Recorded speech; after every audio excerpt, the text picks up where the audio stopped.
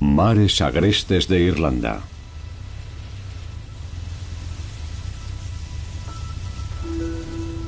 Los agrestes mares templados que rodean Irlanda albergan una abundante fauna marina.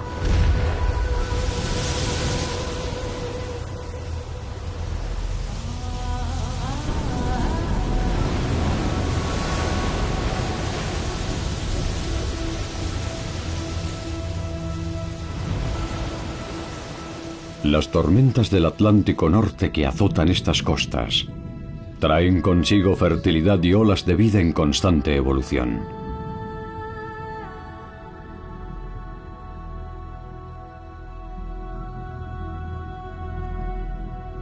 Formas de vida microscópicas o de tamaño descomunal. Y algunas llevan existiendo aquí millones de años.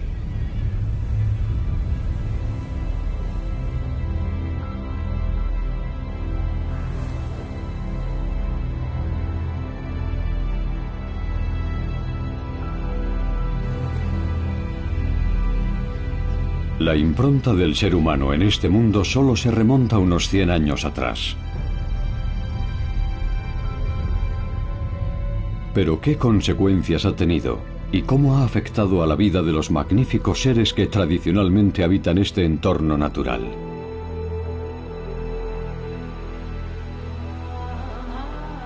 Depredadores marinos de Irlanda.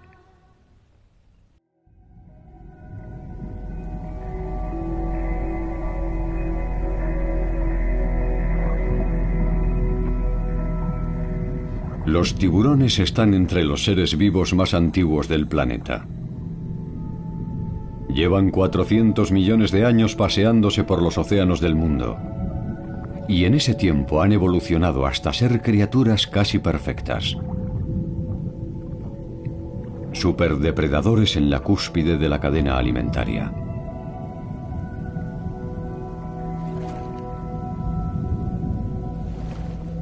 En aguas irlandesas viven casi 40 especies diferentes de tiburón.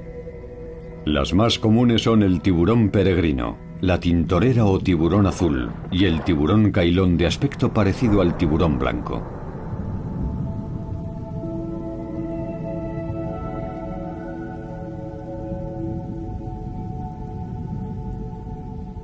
En los 9000 años que el ser humano llevaba viviendo en Irlanda, los tiburones tenían poco que temer. Sin embargo, en los últimos 100 años la relación con los tiburones se ha complicado.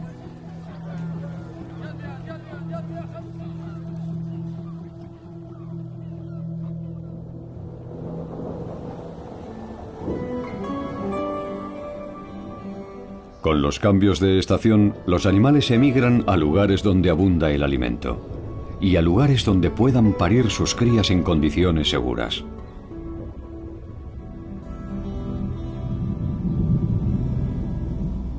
Mucho antes de que los dinosaurios acecharan en el planeta, los tiburones peregrinos ya recorrían los mares del mundo. Estos gigantes de 10 metros de longitud llegan a los mares irlandeses en primavera para hartarse de comer gracias a la proliferación de plancton.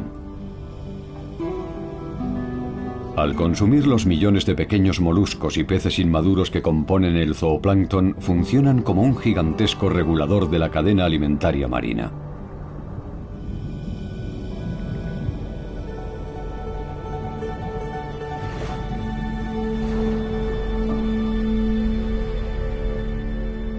Los tiburones pertenecen a la familia de los elasmobranquios, formada por los tiburones y las rayas, animales de esqueleto cartilaginoso, sin huesos. Eso les permite tener una extraordinaria flexibilidad y armonía de movimientos. A diferencia de otros peces, los elasmobranquios carecen de vejiga natatoria. Mantienen su flotabilidad mediante un hígado lleno de aceite.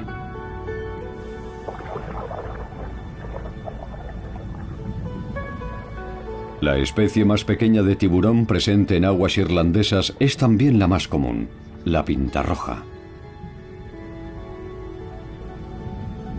Su número se ha disparado en las últimas décadas debido a que las poblaciones de sus depredadores, la raya y el bacalao, han sido diezmadas. se alimentan principalmente de pequeños crustáceos y moluscos. Mientras que algunos elasmobranquios paren crías vivas, otros liberan cápsulas de huevos comúnmente conocidas como bolsos de sirena.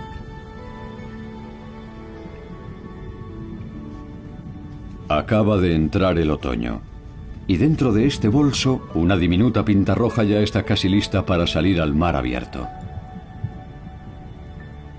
Su madre dejó la cápsula cuidadosamente envuelta en algas, y a su cría alimentándose ella sola de la placenta en su interior.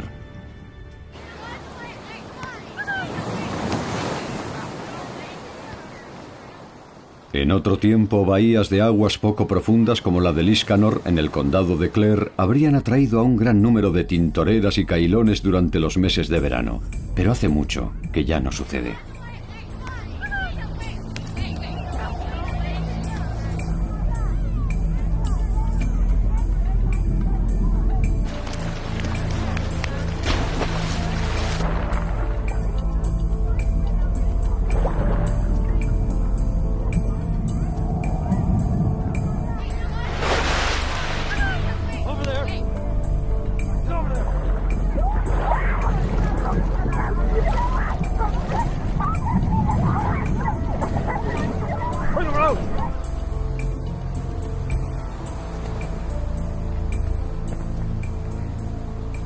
¿Qué cantidad de tiburones han capturado?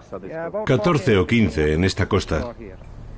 ¿No es algo insólito capturar tiburones junto a la orilla en Irlanda? Sí que lo es, no solo en Irlanda, sino también en otros lugares de Europa. Se supone que fuera de Australia o Florida no hay tiburones tan cerca de la costa. De los barcos sí, pero no de la playa. ¿Es peligroso el amigo? Bueno, no diría que es peligroso. Tiene una buena dentadura, sí, unos dientes peligrosamente afilados, pero no creo que atacara a ningún bañista.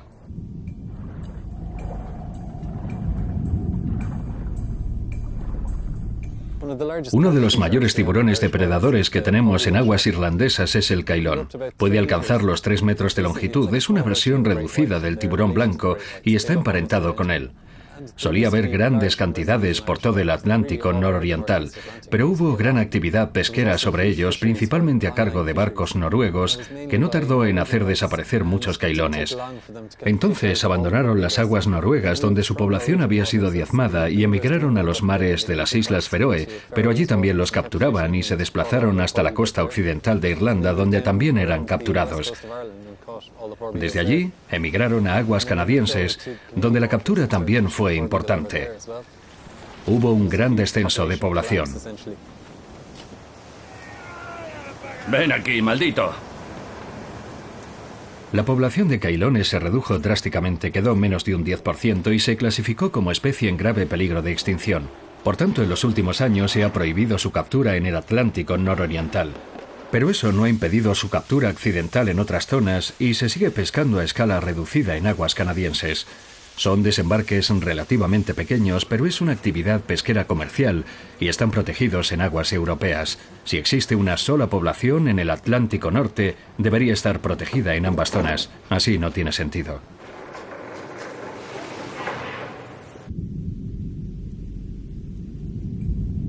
Tradicionalmente, los pescadores capturaban cailones en aguas noroccidentales frente a Donegal. Pero la sobrepesca ha ocasionado una disminución tremenda de su número, y en los últimos 30 años solo se han visto en estas aguas de manera muy ocasional.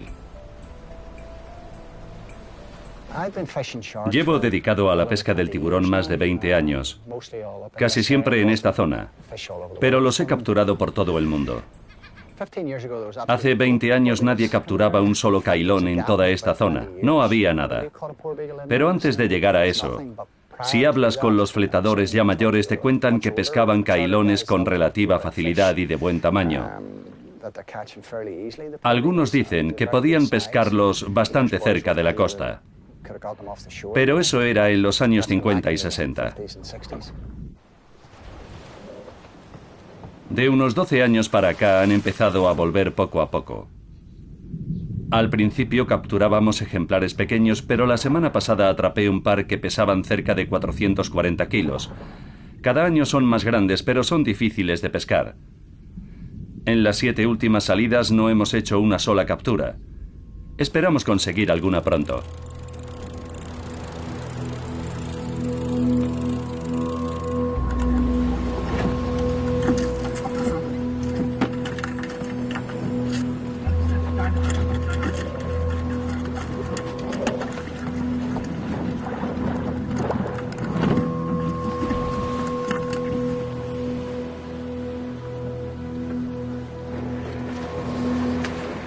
¡Tiburón a bordo! No está mal. Vaya, es una jovencita. Ahora tápale los ojos con la toalla.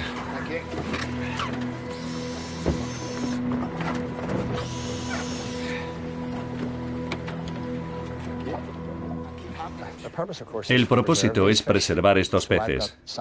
Les colocamos etiquetas controladas por satélite que nos permiten saber su posición prácticamente a diario, dependiendo de si el pez sale a la superficie o nada cerca de ella, lo que nos permite seguir su rastro. Algunos han subido hasta Noruega, otros han bajado hasta la costa de África y algunos han emprendido la ruta a través del Atlántico. Pero en realidad no sabemos lo que están haciendo ni a dónde van. Estamos intentando juntar todas las piezas. Mi función es capturar peces, ponerles etiquetas y devolverlos vivos al agua, para que la ciencia haga lo que tiene que hacer en términos de investigación y protección.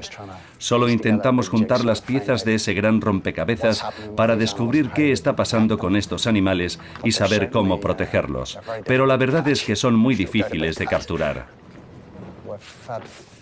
Este año ya hemos tenido 5, lo cual está bien para esta época del año. El año pasado me pasé 45 días pescando y solo conseguí 7 cailones.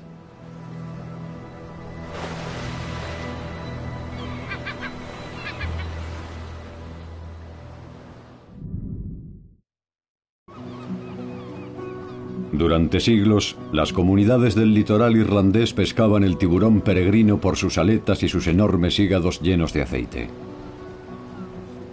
Se decía que el hígado de un tiburón peregrino podía alumbrar un pueblo entero durante todo el invierno. Con la explosión del turismo moderno a finales de la década de los 50, se promovió la pesca deportiva como una lucrativa oportunidad para estas comunidades. La abundancia de tiburones en aguas irlandesas parecía interminable. Mataban tiburones y los sacaban a la orilla para medirlos, pesarlos y fotografiarlos, solo para el recreo del pescador. A mediados de los 70 empezó a observarse un declive en las poblaciones y hubo un cambio de mentalidad entre los pescadores. La Agencia Estatal Pesquerías Continentales de Irlanda empezó a etiquetar tiburones en una iniciativa para rastrear sus movimientos y animó a los pescadores a hacer lo mismo y a devolver los tiburones vivos al mar.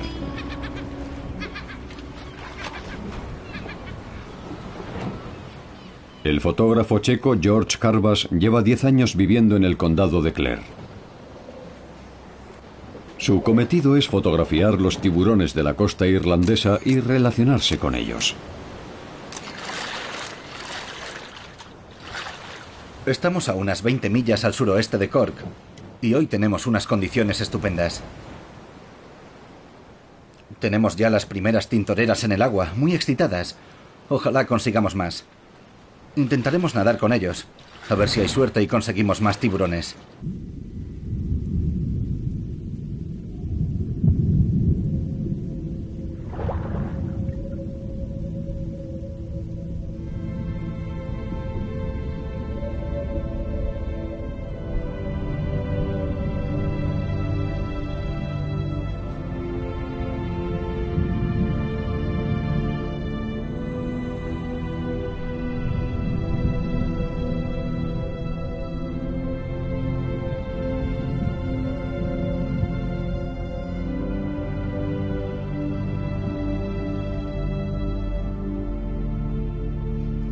Los tiburones no son peligrosos si les guardas respeto. Si les dejas su espacio, son animales muy apacibles, muy bellos.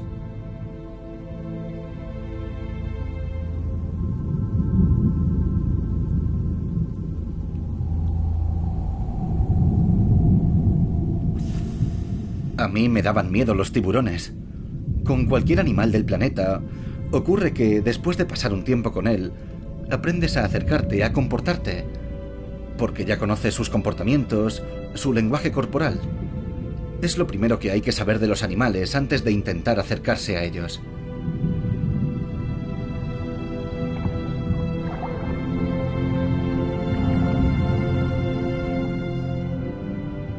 Después de nadar durante años en el mar, ya no me dan miedo los tiburones.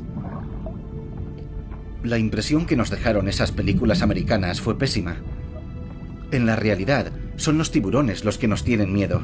No quieren atacarnos.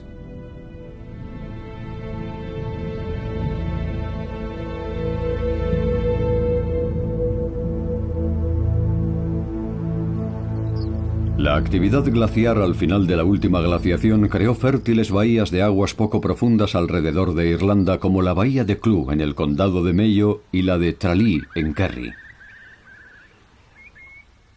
Las resguardadas aguas superficiales de la bahía de Tralee ofrecen un lugar de reproducción seguro para tiburones y rayas que habitan en el fondo marino.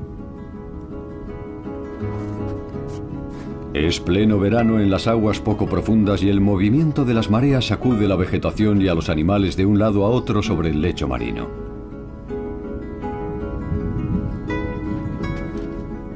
Este movimiento crea un hábitat ideal para las ostras. Su abundancia proporciona refugio y conchas a los cangrejos. Y el cangrejo es el alimento preferido de una variedad de rayas.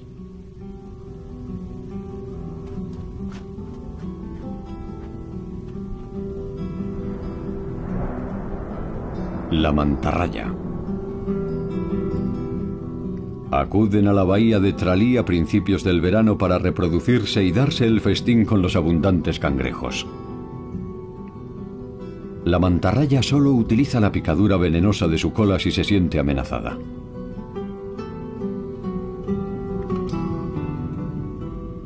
La raya mosaico, raya undulata, debe su nombre científico al movimiento ondulante de sus alas. Los bellos dibujos que adornan su espalda son exclusivos de cada individuo, de manera muy parecida a nuestras irrepetibles huellas dactilares.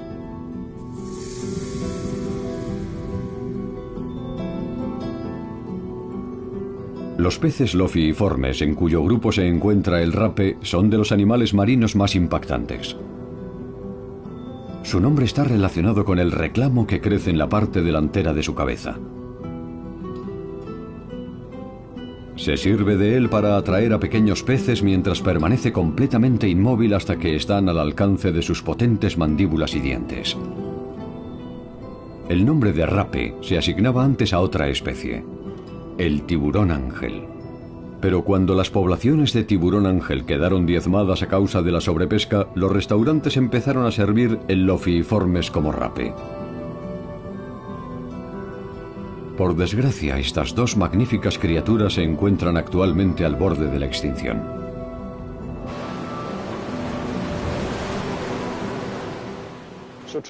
La bahía de Tralee reúne muchas cualidades, es un ecosistema muy rico.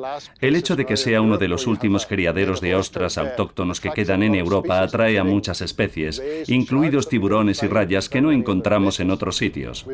Tenemos tiburón ángel, raya mosaico, mantarraya, y seguramente es el último refugio en Europa de una especie muy rara, la raya blanca, que prácticamente ha desaparecido en el resto del mundo. No hay otros registros recientes de la raya blanca en Europa, solo en la bahía de Tralee. Con el tiempo, la población de tiburón ángel parece haber disminuido. Se ha extinguido en el Mar del Norte, pero aún puede encontrarse en aguas irlandesas. A mediados de los años 70 se etiquetaban más de un centenar de tiburones al año. En los últimos años solo 1 o 2. Por tanto, es posible calcular un declive de en torno al 95% o más en la población de tiburón ángel, y eso en la zona de mayor abundancia. En el caso de la raya mosaico, ha descendido más del 75%. Lo más preocupante es que la población que se concentra en Tralee y en el área del sur de Kerry es una población que está completamente separada de todas las demás poblaciones de rayas mosaico de Europa. Su situación no es tan grave como la del tiburón ángel, pero es posible que no consiga recuperarse con el tiempo, y eso nos preocupa. Se sigue capturando gran cantidad de tiburones en aguas de la Unión Europea, muchos atrapados accidentalmente en otras pesquerías, pero en la mayoría de las 400 especies de tiburón que habitan en nuestros océanos, sus poblaciones se han reducido drásticamente en todo el mundo. Los científicos calculan que cada año se matan entre 70 y 100 millones de tiburones. La población de algunas especies ha disminuido en un sobrecogedor 99%, por lo que están prácticamente extinguidas. Es a consecuencia de la sobrepesca y de la práctica de cortar las aletas. Una práctica atroz que consiste en amputar las aletas al tiburón cuando aún está vivo. En muchos casos, se vuelve a echar al mar al animal que puede sobrevivir varios días para terminar ahogándose.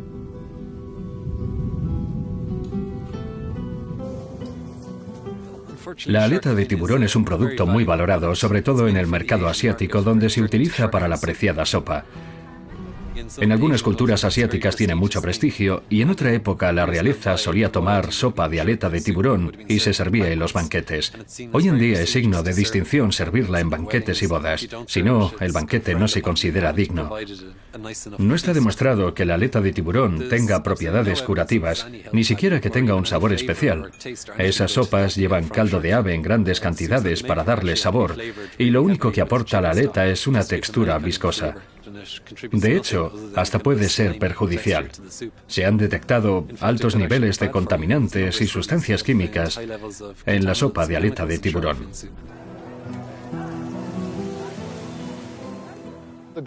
La historia global es que la captura de tiburones en las pesquerías del mundo ha aumentado tremendamente en los últimos 30 años, y el efecto que eso puede haber tenido en el ecosistema marino solo podemos imaginarlo. Los tiburones son superdepredadores del ecosistema y si desaparecen de él es previsible que haya consecuencias. Existe el concepto de la especie clave en un ecosistema. En cierto modo es como cuando quitas de un puente la piedra fundamental, toda la estructura se viene abajo. Lo preocupante es que si suprimes la especie clave del ecosistema, puedes ocasionar su destrucción o hacer que cambie su manera de funcionar.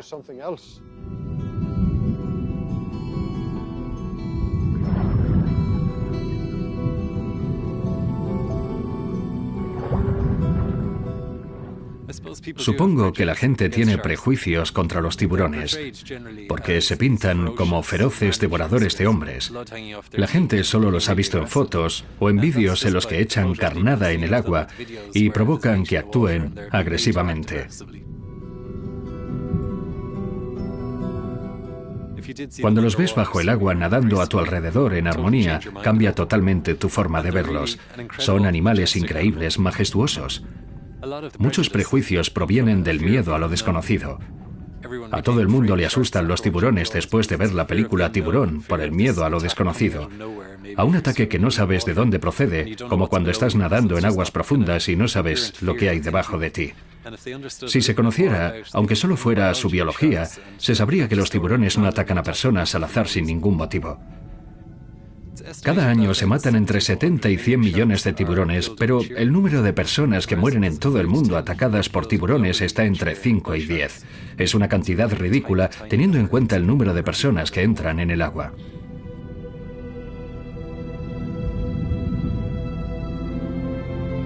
Gracias a la intensa presión ejercida sobre el gobierno chino en los últimos años, el consumo de sopa de aleta de tiburón ha disminuido considerablemente.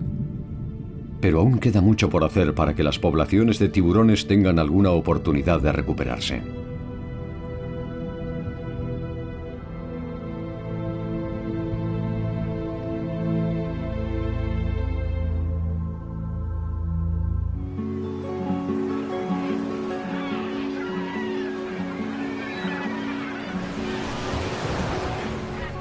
Hace unos 50 millones de años, un mamífero terrestre de 4 patas fue evolucionando poco a poco hasta transformarse en un animal marino.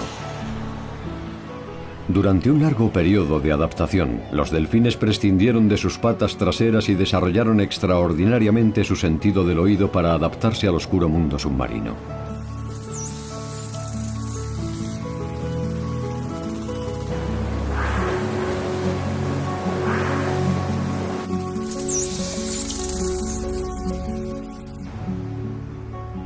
Junto con las ballenas, los delfines pertenecen a la familia de los cetáceos, y en aguas irlandesas habitan miles de delfines comunes y nariz de botella.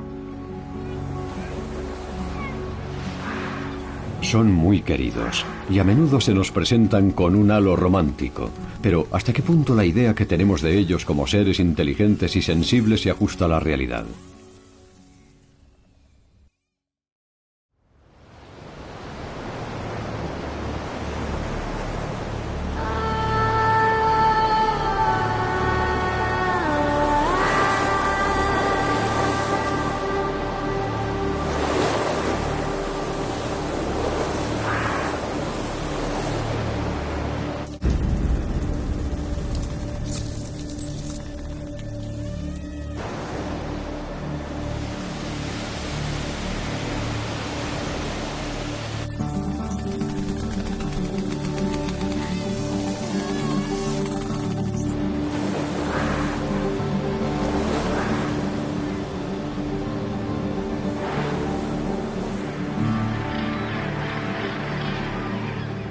Al final del otoño, el litoral de la región occidental de Cork bulle de actividad animal.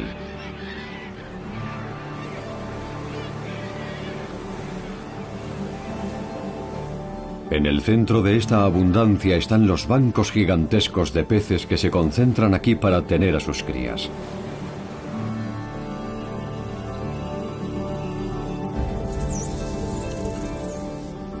Los delfines comunes forman grandes manadas y trabajan en grupo para acorralar a los peces y conseguir que formen bloques compactos, lo que les facilita bastante su captura. Las técnicas de caza del delfín son una bendición para otros muchos animales.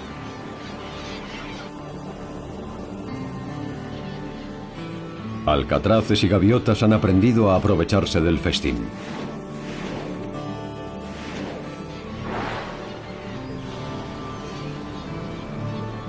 Los rorcuales comunes y las ballenas jorobadas también visitan anualmente estos fértiles territorios de alimentación.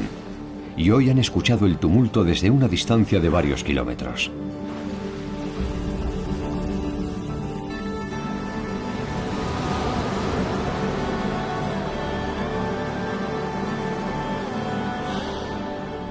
Con su descomunal tamaño y su gran apetito, las ballenas jorobadas se abren paso entre todos los demás animales para reclamar la mejor porción del pescado.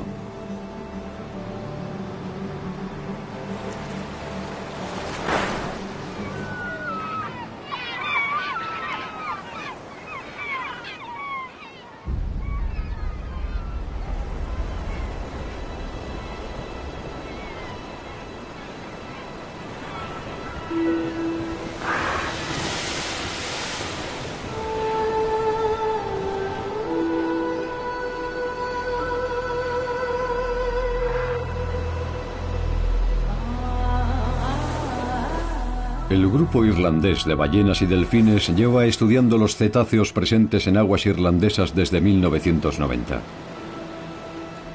Al poco tiempo de su fundación, el gobierno de Irlanda declaró santuario de ballenas y delfines todas las aguas irlandesas. Fue el primero de su clase en toda Europa.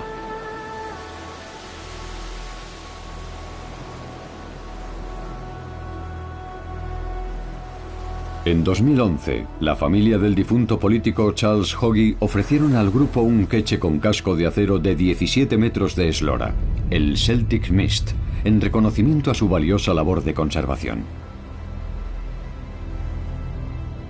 El Celtic Mist es en la actualidad el barco de investigación del grupo de ballenas y delfines.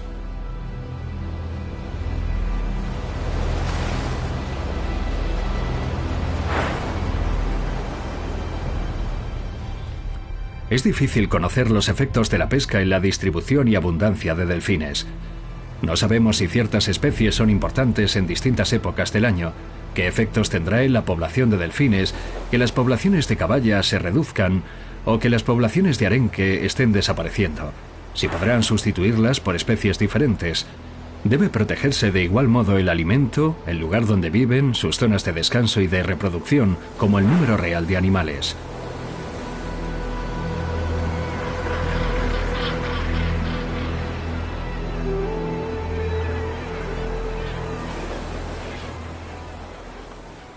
Estamos solo a 3 o 4 millas de la costa en el mar Céltico. Hay montones de delfines en esta zona. Se alimentan de arenques, muy abundantes en esta época del año. Es un importante caladero de pesca de arenque del mar Céltico. Acabo de tomar una muestra para biopsia de un delfín común. Eso blanco es la grasa. Extraemos los lípidos contenidos en la grasa subcutánea. En ellos queda reflejada la dieta del animal. Si se ha estado alimentando de espadín, la grasa del espadín o del arenque se acumula en la capa de grasa subcutánea del delfín. Si se ha estado alimentando de bacalao u otras especies, aparecerá una marca en la grasa de las especies que haya comido. Intentamos determinar la importancia de elementos como el espadín y el arenque. También podemos conseguir información sobre el control de las pesquerías en el mar Céltico, porque aquí hay una población de peces fantástica. Está muy bien gestionado en términos de actividad pesquera. Las poblaciones están aumentando, el sector pesquero y la comunidad científica han tomado decisiones difíciles pero muy positivas sobre la gestión de esta población. Quieren controlar la población de arenques no solo para el consumo humano, sino para todas las especies que se alimentan de arenques.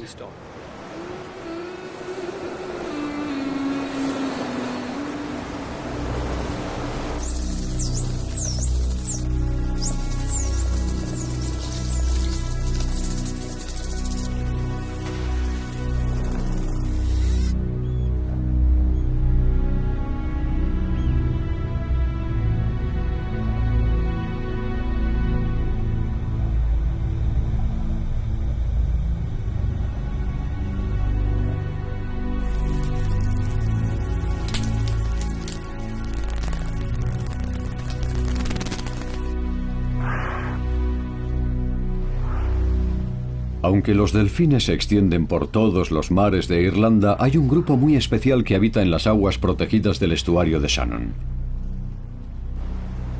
Una investigación a lo largo de más de 20 años ha establecido que los delfines nariz de botella que se encuentran aquí son los únicos residentes fijos en aguas irlandesas. Y solo hay 6 grupos así en Europa.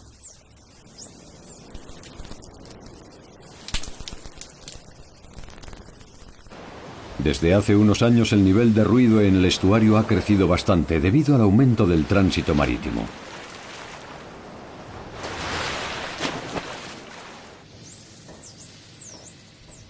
El mundo submarino en realidad es muy ruidoso. Hay toda clase de emisiones acústicas. Estamos más familiarizados con los sonidos emitidos por ballenas y delfines, pero también hay sonidos producidos por el ser humano. Algunos ejemplos serían la navegación y la actividad pesquera, pero también con nuestras prospecciones en busca de recursos naturales como el gas y el petróleo. Emitimos sonidos en el mar para obtener datos, para descubrir los yacimientos, y todo ese conjunto de sonidos lo convierten en un océano muy ruidoso. Se sabe que los delfines emiten silbidos característicos y que son exclusivos de cada individuo. Igual que nosotros tenemos nombre propio, ellos tienen un silbido propio. Y esto es sumamente importante cuando se juntan madres y crías. Cada madre tiene un silbido característico que su cría reconoce. En la actualidad, se reconoce que el ruido en el medio marino es contaminante. La normativa de la Unión Europea obliga a intentar medir el nivel de ruido en nuestros mares. Cuando hay emisiones acústicas en una zona, los animales pueden marcharse de allí y no pasa nada. Pero si es una zona de alimentación muy importante, seguro que eso repercute en los animales porque están ahí por un motivo. Por tanto, debemos identificar las zonas que tengan una importancia fundamental para los animales e intentar que solo se autorice la actividad en determinadas épocas. Esa es la clave para la conservación de ballenas y delfines al realizar los distintos tipos de exploraciones.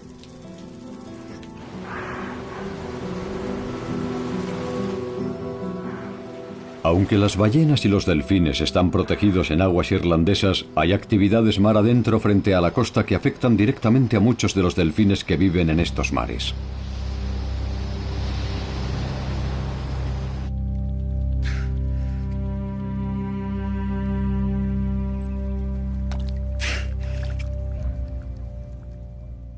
Un varamiento para nosotros puede afectar a un solo animal o a muchos de ellos. El número de varamientos desde 2001-2002 se ha estabilizado en unos 120 al año. En 2013 creció el número. Se registraron 215 varamientos que afectaron a unos 260 ejemplares. Si no conseguimos reflotarlos, les practicamos la eutanasia.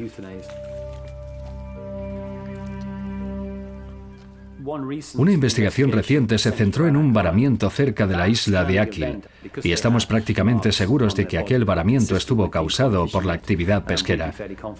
Los únicos barcos que en ese momento estaban pescando eran los grandes buques arrastreros congeladores germano-neerlandeses. Son barcos enormes que capturan miles de toneladas de peces pelágicos. Aquel varamiento lo causó una gran flota extranjera que pescaba y capturaba delfines que están protegidos. En Francia se han hecho estudios muy importantes y han calculado que alrededor del 8% de los animales que quedan atrapados en una pesquería son arrastrados por el mar hasta la orilla. Así que en aquel caso pudieron ser capturados cientos de delfines.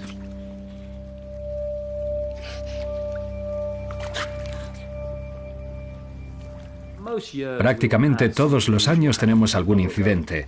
El patrón de ese varamiento me indica que ha sido por actividad pesquera o una enfermedad o un trauma acústico debido a las prospecciones sísmicas o a maniobras navales. La Armada irlandesa no tiene equipos de este tipo, así que son armadas extranjeras realizando maniobras en aguas irlandesas.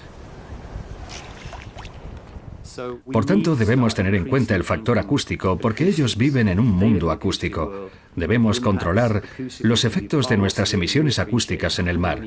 Es el mayor reto al que nos enfrentamos en la gestión de nuestros océanos en favor de las ballenas y los delfines.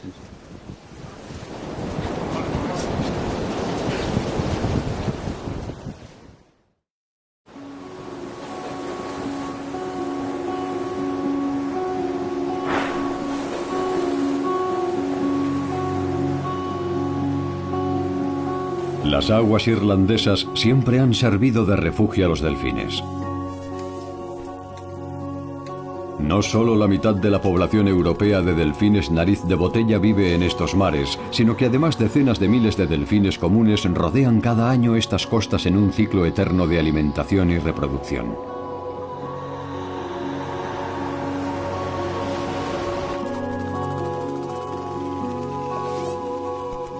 Los delfines viven en grandes grupos sociales y familiares recorriendo los mares a su antojo.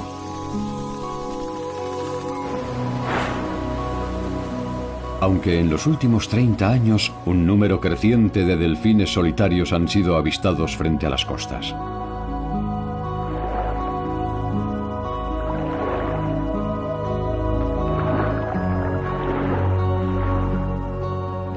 No se sabe por qué un delfín decide saltarse la norma y llevar una existencia solitaria.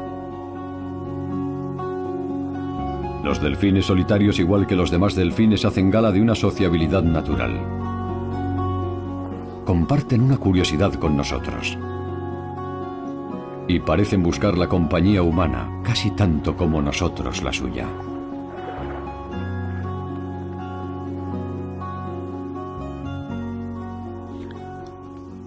Hay numerosos informes sobre delfines solitarios en todo el mundo y lo interesante es que suelen ser delfines nariz de botella. En Irlanda la cantidad de delfines amigables es desproporcionadamente alta en comparación con otras partes del mundo.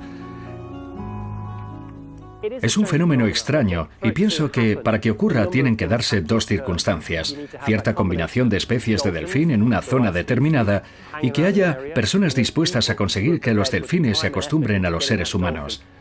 Por tanto, se trata de lo que mueve a estas personas a conseguir que estos delfines sean amigables, porque lo están haciendo y sus actos tienen consecuencias.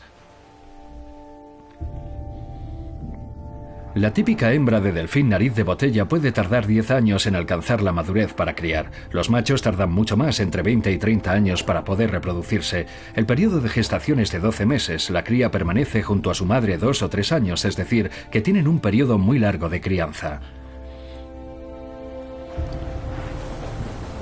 Las hembras adultas de delfín suelen estar con otras hembras adultas. Por tanto, si ves un grupo con crías, suponemos que lo hacen para ayudarse mutuamente. Es interesante saber que ha habido algún caso de delfines solitarios que tenían una cría y nunca sobrevive. Es una señal de que, sin la ayuda del grupo de madres, no tienen la capacidad, sobre todo si son primerizas, de sacarlo adelante. Es una parte fundamental de la vida social de los delfines.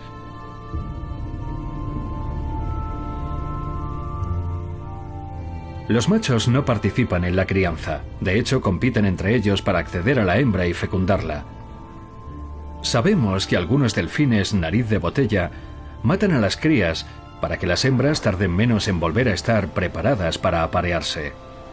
Es el único caso en el mundo de las ballenas y los delfines de un animal que mata a los de su misma especie. Nos queda mucho que aprender. Pienso que tenemos que dejar de lado muchas ideas preconcebidas y fijarnos en lo que sucede realmente, aunque pueda resultar muy chocante. El último deseo de la cantante Dusty Springfield fue que sus cenizas fueran esparcidas desde los acantilados de Mower en el condado de Clare. Una hembra de delfín nariz de botella solitaria hizo su aparición en la zona poco después, en 1999, y los vecinos del lugar la llamaron Dusty. Es posible tener una conexión con este animal y establecer una relación. Es como una amiga. Llevo 9 años nadando con ella. La primera vez que entré en el agua, no fui tras ella, me moría de miedo. Digamos que le tenía un gran respeto. Cada vez que entro en el agua, no sé cómo consigue reconocerme, pero lo hace. Puede que sea mi ritmo cardíaco o mi manera de nadar, pero lo sabe. Por tanto, existe una relación entre nosotras. La conexión está ahí. Es algo que tienen los delfines, a todo el mundo le gustan. Todos quieren tocarlos, ver la sonrisa de los delfines y todo eso.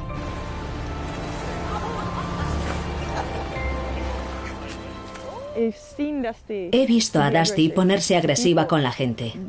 Este verano hubo varios ataques porque Dusty estaba preñada y se había vuelto mucho más protectora con el lugar que habitaba. Esa era la razón de que fuera tan agresiva y territorial. Yo misma me doy cuenta ahora de que cuando estás embarazada te vuelves muy protectora y no dejas que se acerquen demasiado a ti. Y me parece que a ella le pasa lo mismo.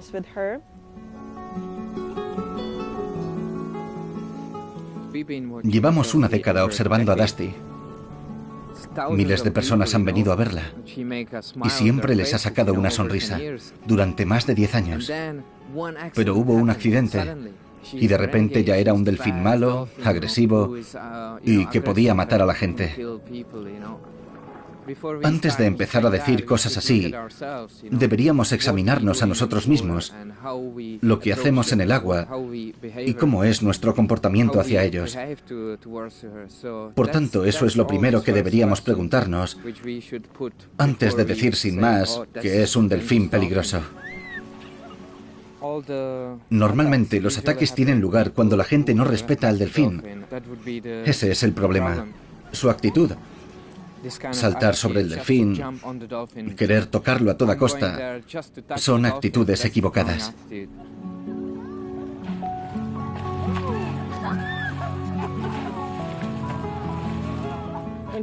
Cuando intenta decirle a la gente que algo no le gusta, emite ciertas señales. La primera es que empieza a dar golpes en el agua con la cola. La mayoría de la gente cree que así está saludando. Y luego empieza a palmear con la boca. Y esa es la señal definitiva, que significa que debe salir del agua porque es muy peligroso quedarse ahí. Los accidentes ocurren porque la gente no intenta comprender al animal. Esa es la razón. ¿Te ha dejado tocarla?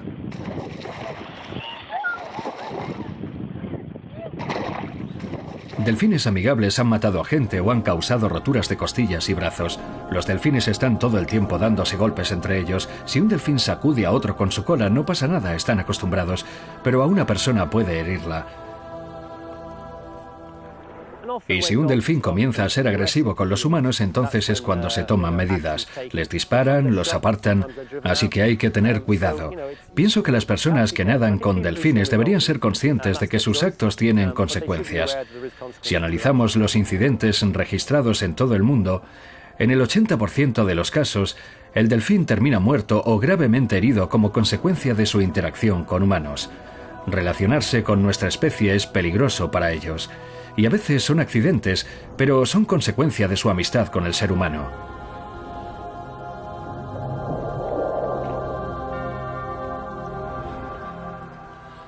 Se habla mucho de la inteligencia y la sensibilidad de los delfines y de sus asombrosas capacidades.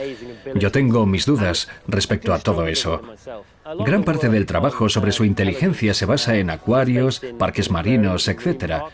Pero es muy difícil trabajar con delfines en un entorno salvaje.